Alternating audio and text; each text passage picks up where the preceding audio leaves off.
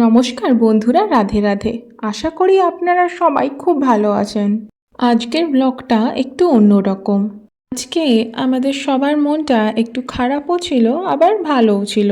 প্রথমে আপনাদের ভালো কারণটাই বলি। আজ হোজো চলে যাচ্ছে মুম্বাই জামাইবাবুর সাথে।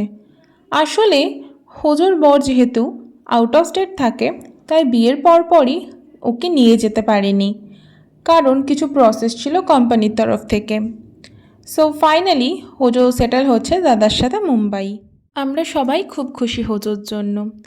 বিয়ের পর কারই বা ভালো লাগে বলুন এরকম আলাদা আলাদা থাকতে।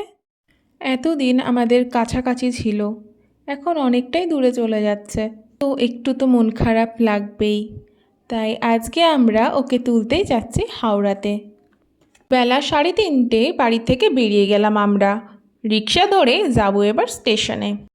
আজকে আমরা যাওয়ার সাথে সাথেই রিক্সা পেয়ে গেছি। অন্যান্য দিন এই সময়টায় রিক্সাই পাওয়া যায় না।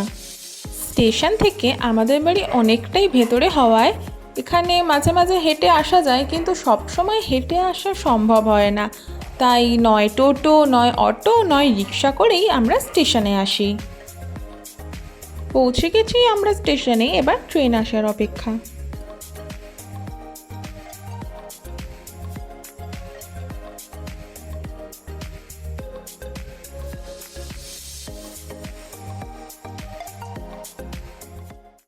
আমরা স্টেশনে পৌঁছানো 10 মিনিটের মধ্যেই ট্রেন চলে আসে।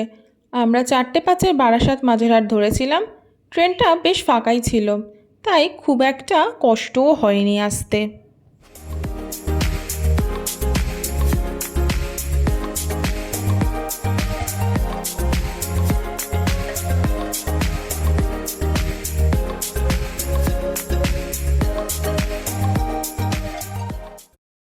ট্রেনটা বাগবাজারে এসে অনেকক্ষণ দাঁড়িয়েছিল। ট্রেনটা দাঁড়িয়েই আছে যখন ঘাটের সুন্দর দৃশ্যটা ক্যামেরাবন্দি করে নিলাম। বিকেলবেলার গঙ্গার ঘাট কিন্তু এক আলাদাই মনোরম দৃশ্য। আমরা পৌঁছে গেছি বিবাদীবাগ স্টেশন। বিবাদীবাগের 2 নম্বর প্ল্যাটফর্মে নেমে প্ল্যাটফর্মের শেষে আসলেই পড়বে মিলেনিয়াম পার্ক। এখান থেকে আমরা লঞ্চ ধরে যাব হাওড়ায়। হোজোরা তখনও হাওড়ায় পৌঁছায়নি, অনেকটাই দূরে আছে বলল। তাই আমরা মিলেনিয়াম পার্কের বাইরেই দাঁড়িয়ে একটু চা খেয়ে নিলাম।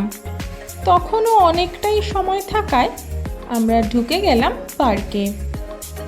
এটা ছিল মিলেনিয়াম পার্কের 1 নম্বর গেট। এখানে ঢুকতে কোনো টিকিট লাগে না।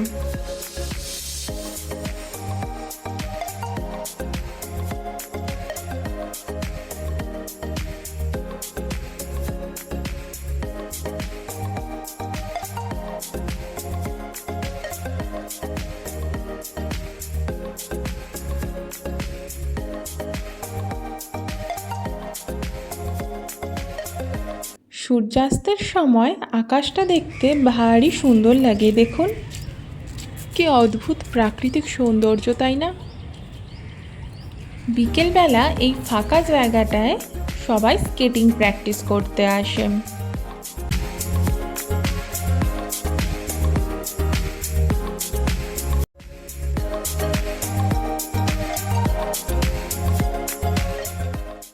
হুজুরা প্রায় হাওড়াতে পৌঁছেই গেছে, তাই আমরাও আর দেরি না করে চলে গেলাম লঞ্চ ধরতে। আপনারা কেউ যদি বারাসাত বা বিরাটি থেকে হাওড়াতে আসতে চান, তাহলে এই সহজ উপায় চলে আসতে পারেন। বাসে আসা যায়, কিন্তু বাসের জার্নিটা আর তার থেকেও বড় কথা বাসে যাতায়াতের টাইমটাও অনেকটা চলে যায়। তাই যদি আপনারা সময় বাঁচাতে চান বা আরামে আসতে চান, তো আপনারা এইভাবে আসতে পারেন। লঞ্চের টিকিট কাটার জায়গা পার্কের এন্ট্রান্সেই পেয়ে যাবেন। মাত্র 11 টাকায় আমরা বিরাটি থেকে হাওড়ায় পৌঁছে গেলাম। লঞ্চও চলে এসছে দেখুন।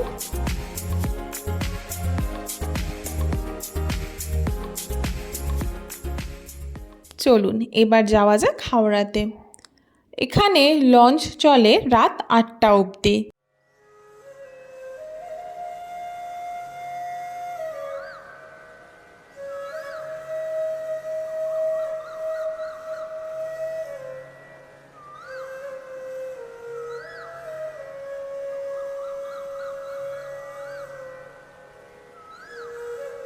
ওই যে দেখুন, হাওড়া স্টেশনের চূড়াটা দেখা যাচ্ছে লঞ্চ থেকেই।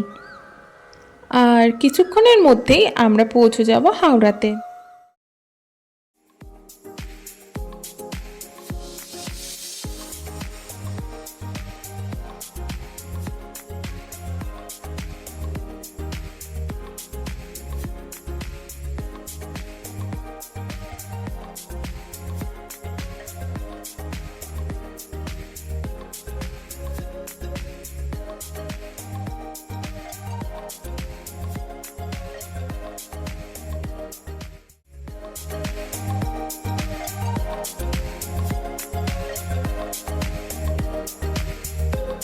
ফাইনালি হোজোদের সাথে দেখা হলো আমাদের। ট্রেনের অপেক্ষায় বসে আছে দেখুন সবাই এখানে। জীবনে এই প্রথমবার হোজো বাড়ির বাইরে কোথাও একা একা থাকবে, তাই বাড়িতে সবাই একটু চিন্তিত ছিল এটা নিয়ে। হোজোর শাশুড়ি ওদের সাথে যাওয়াতে একটু নিশ্চিন্ত হওয়া গেল। উনি সপ্তাহখানেক থাকবেন ওখানে ওদের সাথে। দেখতেই পাচ্ছেন ওদের লাগেজ হয়েছে কতগুলো। আবার এদিকে ট্রেন ছিল প্রায় 1 ঘন্টা লেট, তাই কুলি আঙ্কেল লাগেজগুলো আমাদের সামনে রেখেই একটু গেল চা খেতে। আমরাও একটু এদিক ওদিক ঘুরে নিলাম ততক্ষণে। 1 ঘন্টা বসে থেকে কি করব। ওখানে সবাই চা খেলো আর আমাকে দাদা চিকেন 65 কিনে দিল মিয়ামোর থেকে।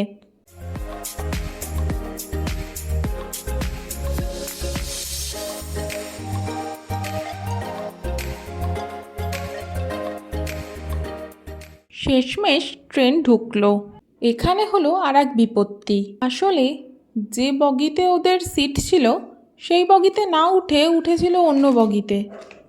কুলি আঙ্কেল তো জিনিসপত্র ট্রেনে উঠিয়ে দিয়ে চলে গেছিলেন। ওনাকে অনেকবার পেছন থেকে ডেকেছি জানেন, কিন্তু উনি মনে হয় শুনতেই পাননি, কারণ আঙ্কেল চলে গেছিলেন অনেকটাই দূরে। তাই অগত্যা আমি দৌড়ে গেলাম ওনাকে ডাকতে। আঙ্কেলও এলেন তাড়াহুড়ো করে। এদিকে ট্রেনের হর্ন বেজে গেছে। তাড়াহুড়ো করেই লাগেজগুলো তুলে দেওয়া হলো সঠিক বগিতে। এবার ওদের সিটগুলোও পড়েছে অনেক দূরে দূরে। দাদার সিট তো পড়েছিল একেবারেই আলাদা বগিতে, যার জন্য এত বিপত্তি হলো ওদের আজকে। হোজো আর ওর শাশুড়ি এক বগিতে পড়লেও সিট পড়েছিল অনেক দূরে দূরে।